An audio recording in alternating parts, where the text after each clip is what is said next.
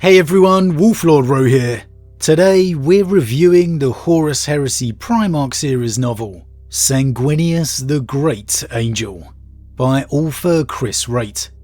As always with my reviews, it'll be spoiler free, followed by a little spoiler talk at the end for those that have already read the book. A few standout talking points for me. As always, let's begin by checking out the synopsis off the back of the book. Sanguinius is the great angel, most beloved of all the Primarchs. His mighty exploits celebrated throughout the entire Imperium as the crusade expands into the void. And yet the origins of his legion are shrouded in mystery and rumour. His unique physical form is an enigma, and his perilous homeworld remains off limits to all but his own secretive people. When a discredited remembrancer arrives with the expeditionary fleets to chronicle the Primarch's deeds, he has to work hard to uncover the truth behind the legends. As he accompanies the 9th Legion to war against the enemies of the Emperor, he eventually learns much more than he expected to, not just about the subjects of his study, but also the nature of the Imperium itself. Now, as the synopsis implies, this novel follows the investigations of a remembrancer joining the Blood Angels Legion, the angels alone of all the legions, yet to have their deeds throughout the crusade chronicled, for one reason or another. Now, it's not a spoiler to say this remembrancer's name is Cortenia, assuming I'm pronouncing that correctly. I read the book, not the audiobook listen, and I'd say it's very unique, as the entire story is largely told from his viewpoint, a rarity for the Heresy series entire, let alone the Primarch installments. As protagonist of this story, I found following Cortenia's journey into the Blood Angels Legion a very interesting one. It had the familiarities of all the Legiones Astartes, yet all covered by the renowned Blood Angels aesthetic and character. As a remembrancer, Cortenia's not wide-eyed and overawed, and so with his viewpoint you're able to see why the Blood Angels are different, dare I say unique, how their artistry and finery, the character of this legion, is so contrasting to that of others. The first half of this novel was definitely its strength for me, passing through the various aspects that make the Legion and the Primarch who they are. An undoubted strength of this story is that it devotes its time to Cortenia and his journey. It's not separated by jolts away to side stories that we didn't need. And it's not trying to tell too much either. This is the Blood Angels, the Primarch, through Cortenia's eyes. And it does a good job of sticking to that narrative. Now, throughout this, despite following Cortenia for the length of the story, I didn't particularly find myself bonding with him or even liking him necessarily. He wasn't dislikable either. He was simply the person I was viewing the Blood Angels through.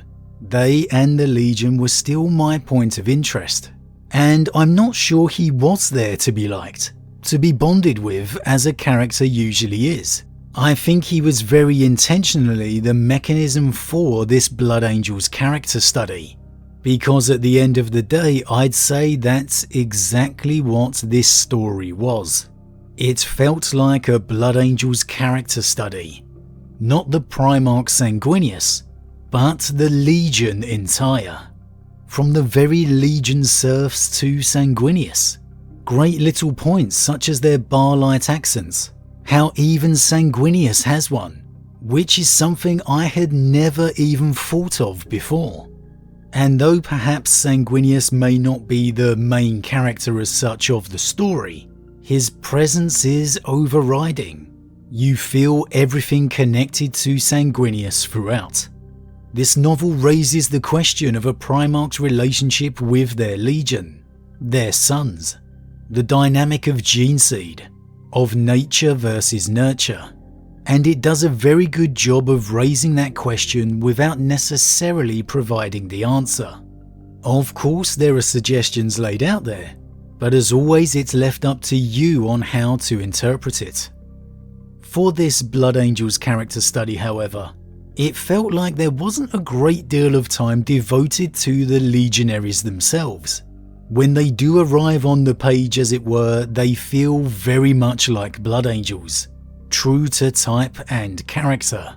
Sanguinius too feels like you'd hope the Great Angel would. You feel why he is so beloved and revered. Anytime you get to see real, genuine conversations with a Primarch, it's undoubtedly a blessing, and here with the Angel it is no different. The pages where Sanguinius is conversing are absolutely the highlight of the novel. As Sanguinius would captivate those around him, he captivates you too, the reader here.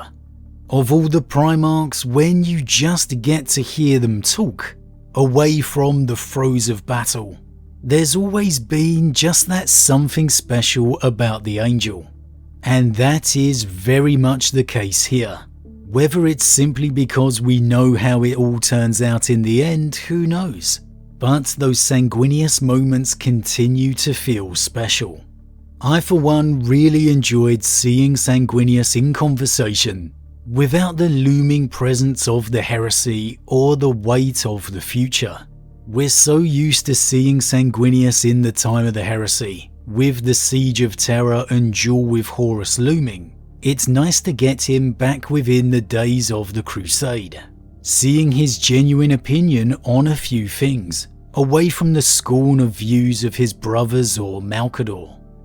Battle-wise, of course, you get to see the Blood Angels and Sanguinius in action, and the glimpses you get are of course as epic as you would expect.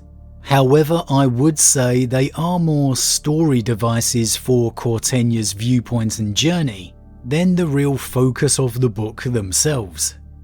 You do, however, I believe, get to see the reality of Sanguinius as the Primarch he is, not the all-loving symbol, the general of his father, first and foremost. And I think that might surprise some people, how Sanguinius is very much here one of his brothers, in nature. Of all the Primarch novels out there, Sanguinius would always have been one of the most hotly wished for and anticipated. So perhaps having a Remembrancer as the main character felt a little strange. However, I actually think this novel's been very brave. It's tried to answer some very important questions, such as why Sanguinius isn't War Master, the nature of a Primarch's relationship with his legion, and why the Blood Angels are the way they are. And to do that, you perhaps need to have an outside looking in point of view. It would have been very hard to ask those questions from Sanguinius's point of view himself.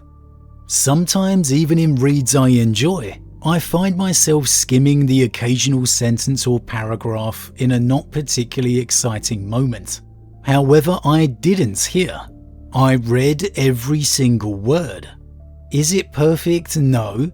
The last quarter wasn't quite as strong as the rest of it for me, and I struggled a little with some of Cortenia's decision making towards the end.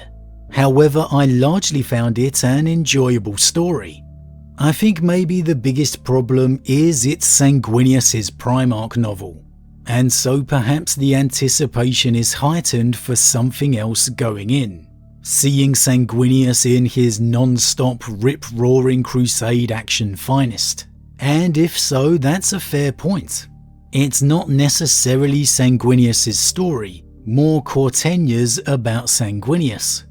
But in looking at the Primarch series as a whole, I really do feel it fits in. Score-wise, I'd give it a 3 out of 5, a perfectly good and enjoyable read. I can't quite elevate it up to a 4 as I didn't feel any tantalizing hair-raising moments. But it wasn't that kind of a story. It felt like, as I've said, a character study, and in that regard I think it was very good. And of course it goes without saying, if the Blood Angels are your #1 legion, then this is likely going to be a 5 out of 5 blessed by the Emperor for you. It's an entire read dedicated to your Primarch and Legion. What's not to enjoy? But okay, that's it for the spoiler-free review. Now just a little spoiler reaction talk on a few points for those that have already read the book. Now, like I said with the review, I really enjoyed the first half with Cortenia being introduced to the Legion. Seeing him arriving to the Blood Angels home system, with the Legion amassing for the next campaign. It's a small thing, but actually something we don't often get to see. That moment a Legion can breathe out and inhale before the next effort. The descriptions of how subtly different the people of Baal were to Terrans, in voice, attitude and appearance, was a small but real highlight for me, as it's something so rarely actually brought up. It might get a one-off remark sometimes, but here you felt Cortenia really noticing it. No different from when, say, I'm over in the States on holiday. We all speak English, but the accents and differences are there. Just a subtle thing that I really enjoyed. Now yes, it begun to get pretty clear Cortenia was going to find out about the Blood Angels' flaw. And I did really enjoy the conversation with Sanguinius after. How he didn't actually have a problem with this. How he was determined and convinced he would rid his sons of it. How he absolutely had no doubt in the aftermath of the Crusade, his father was going to help him. I found that conviction within him fascinating, and it just adds a whole nother level of sadness to the plight of the current era Angels. Knowing that no matter what, they are truly doomed without Sanguinius himself. That yes, he himself represents the flaw, but also more importantly, the cure.